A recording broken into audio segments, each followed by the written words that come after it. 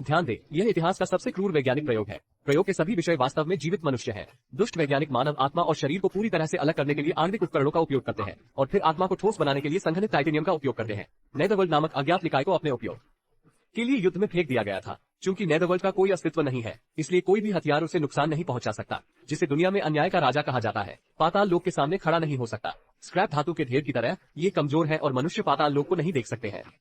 जब वे मिलते हैं तो वे अक्सर तुरंत मारे जाते हैं, लेकिन उपस्थिति और त्वचा बरकरार है। दुष्ट वैज्ञानिक ने सोचा कि वो पाताल लोक से दुनिया को जीत सकता है, लेकिन एक दिन वो अप्रत्याशित रूप से प्रकट हुआ। अनगिनत भूतों ने न केवल वैज्ञानिकों को मार डाला, इंसानों से नाराजगी हो गई और उन्होंने बेतहाशा और बिना किसी कारण के हत्या करना शुरू कर दिया। यहाँ तक कि एक पल के लिए भी संतुलन असंतुलित हो गया और खून नदी में बह गया। सैनिक पाताल लोक के सामने पसीने की तरह थे। स्थिति को बचाने और शीघ्र शांति के लिए प्रयास करने के लिए सेना को डॉक्टर मार्क मिले, जो क्वांटम प्रौद्योगिकी का अध्ययन कर रहे थे और उनके आविष्कार का उपयोग करना चाहते थे। नेदरवर्ल्ड से निपटने की कोशिश करने के लिए पल्स इलेक्ट्रॉनिक दमन तकनीक का उपयोग करें। जैसे ही सामरिक हेलमेट पर वीडियो खुला, उसने खोजा और आगे बढ़ा और एक सैनिक तुरंत एक लाश में बदल गया। डॉक्टर मार्क अवाक रह गए। उन्होंने तुरंत सेना के अनुरोध पर सहमति व्यक्त की और बख्तरबंद वाहन पर एक सुपर बड़े स्पेक्ट्रम कैमरा स्थापित किया ताकि वो बेहतर तस्वीरें ले सके। फिर जांच शुरू हुई और सेना भेजी गई विशेष बलों की एक टीम बंदूकों और जीवित गोला बारूद के साथ डॉक्टर मार्क की रक्षा करते हुए जल्द ही निर्दिष्ट स्थान पर पहुंची।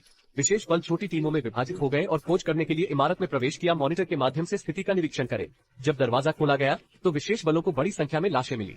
अजीब बात यह है कि शरीर पर कोई घाव नहीं है और घटनास्थल पर लड़ाई के कोई निशान नहीं है। एक विशेष बल के सैनिक को अचानक जमीन पर एक उल्टा बाथटब मिला।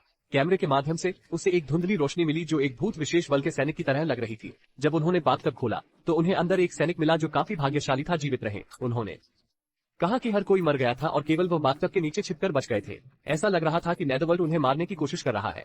वो बाथटब से टकराया, लेकिन ऐसा लगा कि वो कई बार असफल हो गया और चला गया। जब हर कोई सोच में था, तभी एक विशेष बल के सैनिक को अचानक नेदरवर्ल्ड के निशान मिले। उसने सोचा कि यह चश्मे के साथ एक समस्या थी, लेकिन उन्हें उतारने के बाद उसने कुछ नहीं देखा। जब तक वो उन्हें दोबारा नहीं पहनता तब तक प्रतीक्षा करें।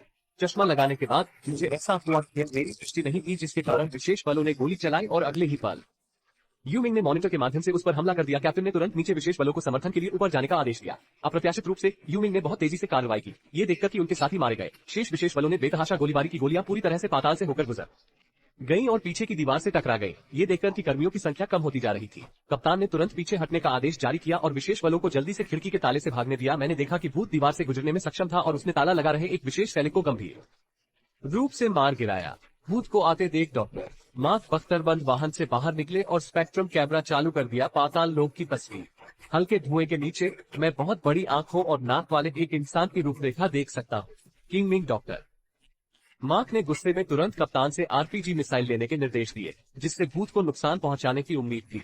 भूत सुरक्षित था और ये उसे आगे बढ़ मार्क के सामने फिर से बाहर निकल गया। उसने कप्तान को मार डाला और साथ ही इमारत से बाहर भागे कुछ विशेष बल अंदर घुस गए और लाशों में बदल गए और एक पल के लिए जमीन पर गिर गए। हर कोई भयभीत था और बस इस भयानक जगह को छोड़ना चाहता था, लेकिन हड़बड़ी में बख्तरबंद कार ने गलती से उतरने से पहले सैनिकों द्वारा बिछाई गई बारूदी सुरंगों को हटा दिया। इसलिए डॉक्टर मार्क को स्पेक्ट्रम कैमरा और शेष 12-3 को हटाना पड़ा। 45, 67, 89, 9 विशेष बल एक परित्यक्त कारखाने में छिप गए। एक छोटी सी मरम्मत के बाद डॉक्टर मार्क ने स्पेक्ट्रम कैमरा को कमांडिंग ऊंचाइयों पर रखा और भूतों से लड़ने की योजना बनाई, लेकिन उन्होंने मौत से लड़ने की कोशिश की। इस क्षण जो भूत कदम दर कदम आ रहे थे अचानक रुक गए और करीब से देखा। उनके पैर जमीन पर लोहे के बुरादे से उलझे हुए थे। ऐसा लग रहा था जैसे कोई वहां था।